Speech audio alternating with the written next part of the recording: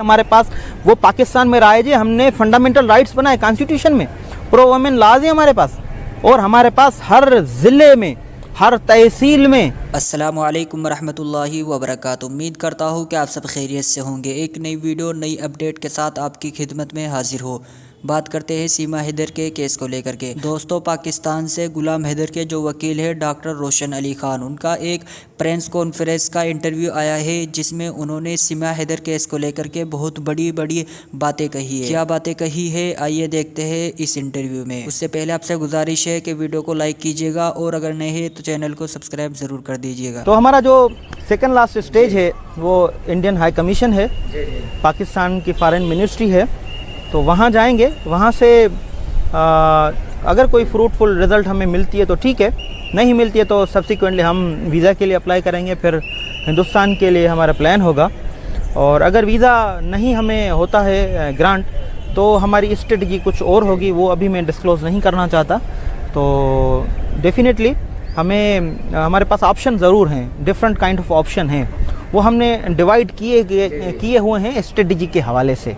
तो हमारे पास ऑप्शन हैं, सुप्रीम कोर्ट के हैं, हाई कोर्ट के हैं, हिंदुस्तान की एम्बेसी के हैं, फॉरेन मिनिस्ट्री के हैं, हमारे पास जो है फिर हिंदुस्तान जाने के डिफरेंट हमारे पास ऑप्शन हैं। फिर हम वहाँ के जितने भी सर्कमस्टेंसेस होंगे, केस के हालात जितने भी होंगे, उसके हिसाब से हम फिर यूटिलाइज़ करेंगे वो हमारे ऑप्शन। मैं पहले भी कह चुका हूँ, ये इंट्राइस हुई है और ये इनकी गैंग है सचिन मीणा की और नेत्रपाल सिंह मीणा की, हनी ट्रैपिंग इन्होंने की है। और इनके सीमा का जो घर था वो गिरवी था, इन पर 30 लाख रुपए का कर्जा था। 30 लाख रुपए का कर्जा जो है उतारने के लिए ये सारी गेम की गई, सीमा को फंसाया गया। पहले से एक वकील साहब जो है AP सिंह साहब अरेंज किया गया।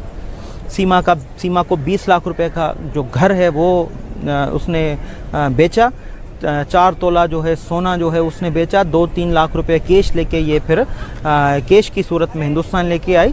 और उन पैसों से फिर इन मीणा कम्युनिटी ने अपना जो है कर्जा उतारा। और अभी तो घर भी बना रहे हैं ना, पैसों में से कर्जा भी उतर गया, घर भी बन रहा है। तो ये सीमा को इन्होंने हनी ट्रैप किया है। सीमा वहाँ पर खुश नहीं है और सीमा को ये मारते भी हैं, पीटते भी हैं। मोहल्ले के जो लोग, रबूपुरा के जितने भी लोग हैं वो देख रहे होंगे अगर, तो उनको पता होगा कि ये तशद्दुद करते हैं, सीमा पर मारते हैं, बच्चों को तशद्दुद करते हैं, बच्चों को मारते हैं। फंस चुकी है सीमा, फंस चुकी है, उनके चुंगल में फंस चुकी है, निकल भी नहीं सकती, फंस चुकी है। मारते हैं, पीटते हैं, ब्लैकमेल करते हैं बच्चों के हवाले से।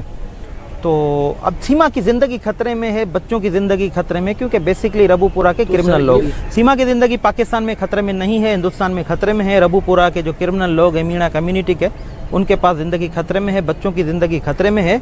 पाकिस्तान में औरतों की ज़िंदगी खतरे में नहीं है, क्योंकि पाकिस्तान में convention on the elimination all forms of discrimination against women वहाँ पर राइज है पाकिस्तान में। हमारे पास उस इंटरनेशनल कवानीन पर प्रो वुमेन लॉ बनाए गए। हमारे पास universal declaration of human rights के जो फंडामेंटल राइट्स हमारे पास, वो पाकिस्तान में राइज है। हमने फंडामेंटल राइट्स बनाए कॉन्स्टिट्यूशन में, प्रो वुमेन लॉज है हमारे पास। और हमारे पास हर ज़िले में, हर तहसील में एक वुमेन का शेल्टर होम है। शेल्टर होम हर तहसील लेवल पर है। तो हमारे पास जो है चाइल्ड प्रोटेक्शन के साथ जो वुमेन प्रोटेक्शन की तंजीमें काम करती है, इंटरनेशनल ऑर्गेनाइजेशंस काम करती हैं। हमारी जो सरकार की जो वुमेन प्रोटेक्शन की जो ऑर्गेनाइजेशन है वो काम करती हैं। भाई यहाँ पर सीमा की ज़िंदगी कैसे खतरे में? हम बैठे हुए ना, हम कस्टोडियन हैं लॉ के, हम सोसाइटी के कस्टोडियन हैं, हम फंडामेंटल राइट्स को प्रोटेक्ट करते हैं। तहफ़्फ़ुज़ देंगे, पाकिस्तान की सरकार तहफ़्फ़ुज़ देगी और गुलाम हैदर तहफ़्फ़ुज़ देगा, उसकी बीवी है। रिसेंटली आपने मेरा इंटरव्यू देखा होगा जिसमें मैंने हिंदुस्तान की मीडिया को बताया कि गुलाम हैदर अपनी बीवी को रखना चाहता है, अपने बच्चों के साथ रखना चाहता है, कबूल करना चाहता है। उसकी बीवी है, उसकी शादी ब्रेक नहीं हुई है। गलती होती है इंसानों से, गुलाम हैदर गलती माफ़ कर चुका अपनी बीवी की। बिल्कुल सीमा सच बोलेगी तो मारी जाएगी। सीमा के बच्चों की ज़िंदगी खतरे में है। और हिंदुस्तान में जितने भी सोशल एक्टिविस्ट हैं, मैं उनसे गुजारिश करता हूं, जो वुमेन राइट्स पर काम करते हैं, जो वुमेन राइट्स पर काम करती हैं, जितनी भी ख़वातीन, जो जितने भी सोशल एक्टिविस्ट हैं, मैं उनसे गुजारिश करता हूं, सीमा को आप इस मीणा कम्युनिटी से बच्चों के साथ 3 दिन जो है आप न्यू दिल्ली लेके जाएं, इनसे दूर रखें। फिर आप सीमा की स्टेटमेंट लें कि सीमा क्या चाहती है, सीमा को कैसे हनी ट्रैप किया गया, सीमा के बच्चों पर कैसे तशद्दुद करते हैं, सीमा पर कैसे तशद्दुद करते हैं, सीमा की ज़िंदगी खतरे में कैसे है, सीमा क्या चाहती है, पाकिस्तान आना चाहती है, डिपोर्ट होना चाहती है, या वापस रबूपुरा मीना कम्युनिटी के पास जाती है। 3 दिन घर से दूर रखें, रबूपुरा के उस घर से 3 दिन आप दूर रखें। सोशल एक्टिविस्ट एक पैनल बनाया जाए, हिंदुस्तान की सोशल एक्टिविस्ट जितनी भी हैं, टॉप की जो सोशल एक्टिविस्ट सोशल ऑर्गेनाइजेशंस हैं जो वुमेन राइट्स पर काम करती हैं, वो सीमा को 3 दिन न्यू दिल्ली लेके जाएं, कलकत्ता लेके जाएं, बेंगलोर लेके जाएं, कहीं भी लेके जाएं, लेकिन रबूपुरा ग्रेटर नोएडा से दूर लेके जाएं, मीना कम्युनिटी से 3 दिन। 3 दिन के बाद उसका इंटरव्यू लिया जाए, उसका बयान लिया जाए। अब भी इस वक्त सीमा मेंटली टॉर्मेंट में है, वो स्ट्रेस में है, मेंटली टॉर्मेंट में है। उसकी पसंद की मीडिया उसके सामने खड़ी कर देते हैं, फिर उससे एक्टिंग कराई जाती है। बच्चों को जो है उसको थ्रेट दे के सीमा से इंटरव्यू दिलाए जाते हैं, मर्जी के बयान बिल्कुल दिलाए जाते हैं। सीमा की ज़िंदगी खतरे में, सीमा प्रेशर में है, सीमा मेंटली टॉर्मेंट में है, स्ट्रेस में है, सीमा की ज़िंदगी, बच्चों की ज़िंदगी को खतरा है। कि भारत की हुकूमत आप सबको पता है कि कांग्रेस बीजेपी, असदुद्दीन अवैसी, तो इनमें बटी हुई है। इनके मामलात, उनके इंटरनल मामलात जो हैं उनमें ही उलझे हुए हैं। तो मुझे नहीं लगता कि हिंदुस्तान की गवर्नमेंट इस मामले पे आगे चल के कोई एक्शन लेगी। हाँ, इंटरनेशनल ऑर्गेनाइजेशन ज़रूर इसमें जो है वो एक्शन ले सकते हैं, जो प्रो वुमेन लॉज पर काम करती हैं, इंटरनेशनल लॉज पर काम करती हैं, या बच्चों के हवाले से जो काम करते हैं, उनको ज़रूर एक्शन लेना चाहिए। लेकिन ये मेरी तजवीज़ जो है रखी जाए कि सीमा को रबूपुरा से 3 दिन जो है उन मीना कम्युनिटी से दूर रख के स्टेटमेंट दिलाई जाए।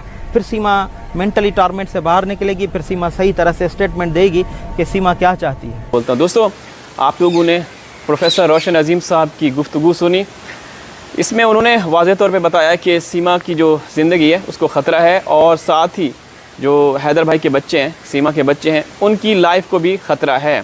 कुछ भी किया जा सकता है।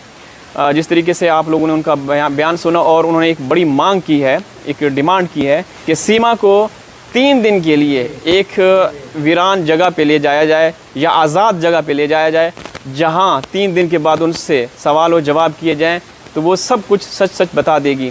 अब जिस तरीके से इस घर में है, मैं पहले भी कई मरतबा बोल चुका हूं कि लॉयल्टी दिखाने के लिए, चापलूसी के लिए, खुशामद के लिए वो कुछ भी कर सकती है, भले ही, क्योंकि देखिए जब तक वो रहेगी वो पाकिस्तान के ख़िलाफ़ भी बोलेगी, पाकिस्तानियों के ख़िलाफ़ भी बोलेगी, इस्लाम के ख़िलाफ़ भी बोलेगी, तो ताकि जो वहाँ उनके आका हैं, उनके गुरु हैं, वो उनके ऊपर जुल्म ना कर सकें या तशद्दुद ना कर सकें, या जिस मकसद के लिए वो गई है ताकि वो उस मकसद को हासिल किया जा सके। ये चोर है, क्रिमिनल है, इसको हम लोग मानते हैं बिल्कुल। जिस तरीके से प्रोफेसर साहब कह रहे थे कि इसको बाकायदा तौर पे बोला गया है कि आपने वारदात करनी है, चोरी करनी है। जिस तरीके से उनका जो लप्पू है, उनका घर गिरवी रखा हुआ था, तो इनके साथ ताल्लुक़ वास्ता बना के, या जिस तरीके से पबजी या जो चल रहा था उस हवाले से उससे फ़ायदा उठाते हुए उन्होंने इसको मजबूर किया कि ये काम करें।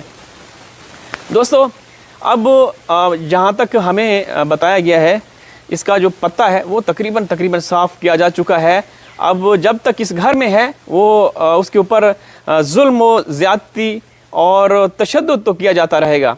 यहाँ पे प्रोफेसर साहब भी बता रहे थे कि उनके ऊपर तशद्दुद किया जाता है, और बच्चों के ऊपर भी। मैंने पहले भी आप लोगों को बताया है, और ये बातें हवा में नहीं छोड़ी जा रही, दोस्तों। अब रोशन अजीम साहब इस्लामाबाद जाएंगे, या हिंदुस्तान के सफारत खाना, वहाँ पे पाकिस्तान का जो दफ्तर खारजा है, वहाँ पे जो भी कार्रवाई करनी होगी वो करेंगे, वीज़े के हसूल के लिए, या जो भी कार्रवाई करनी होगी करेंगे। वहाँ से प्रेस कॉन्फ्रेंस भी करेंगे, और जो चीज़ें बताने की होंगी वो बताएंगे। तो उम्मीद की जा रही है कि इंशाअल्लाह उनको वीज़ा भी मिल जाएगा। अगर थोड़ी सी देरी हो जाती है सीमा को डिपोर्ट करने में, तो यकीनन ये लोग जाएंगे और इंशाअल्लाह इनकी जीत होगी। इस इंटरव्यू के बारे में आपकी क्या राय है, कमेंट बॉक्स में ज़रूर बताइएगा। मिलता हूँ नेक्स्ट वीडियो में, तब तक के लिए अस्सलाम वालेकुम, खुदा हाफिज़।